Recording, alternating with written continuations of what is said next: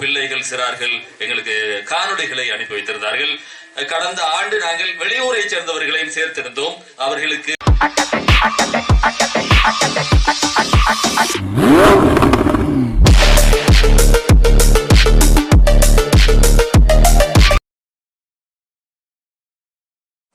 அடுத்த அங்கமாக இனிய குரலில் ஹதீஸ் மன்னிக்கவும் அடுத்த அங்கமாக இனிய குரலில் ஹசீதா ஒன்றை பாடுவதற்காக மரியம் குழுவினரை அன்புடன் அழைக்கின்றேன்.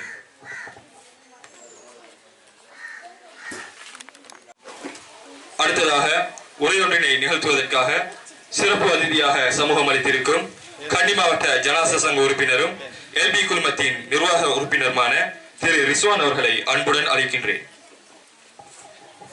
மீண்டும் ஒரு முறை இங்கே வருகை தந்திருக்கின்ற அனைவரையும் அன்போடு வரவேற்கின்றேன். அதுபோல எமது அழைப்பை ஏற்று இங்கு வந்திருக்கின்ற பச்சை பள்ளிவாசல் தலைவர் அல்ஹாஜ் எம் மன்சூர் ஹாஜர் அவர்களை அன்போடு வரவேற்கின்றேன்.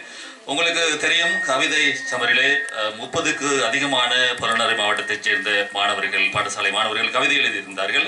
அவர்களில் 3 நாங்கள் தெரிவு செய்திருக்கின்றோம். அந்த 3க்கும் ஒருவருக்கு 5000 ரூபாய் பணப்பரிசு வழங்க இருக்கின்றோம். அதுபோல அவர்களுக்கு சான்றிதழ் இருக்கிறது, கிண்ணமங்களும் இருக்கின்றது. அதுபோல இந்த கிராத் முரத்தலிலே 100க்கும் அதிகமான புறநகர் மாவட்டத்தை சேர்ந்த பிள்ளைகள் சிறார்கள் எங்களுக்கு காணொளிகளை அனுப்பி வைத்திருந்தார்கள். கடந்த ஆண்டு நாங்கள் வெளியூரை சேர்ந்தவர்களையும் சேர்த்திருந்தோம். அவர்களுக்கு பரிசுகளை அனுப்பி வைப்பதிலும் அங்கிருந்து அவர்கள் தொலைதூரம் இருந்து வருவதிலும் மிகச் சிரமம் ஏற்பட்டது. அதற்காக நம்முடைய பிள்ளைகளுக்கு புறநகருடைய சந்தர்ப்பம் வழங்க வேண்டும் என்பதற்காக புறநகர் மாவட்டத்தை சேர்ந்த பிள்ளைகளுக்கு மாத்திரம் நாங்கள் சந்தர்ப்பத்தை வழங்கினோம். அதிலிருந்து மிக சிறப்பாக ஓதிய 3 தெரிவு செய்திருக்கின்றோம்.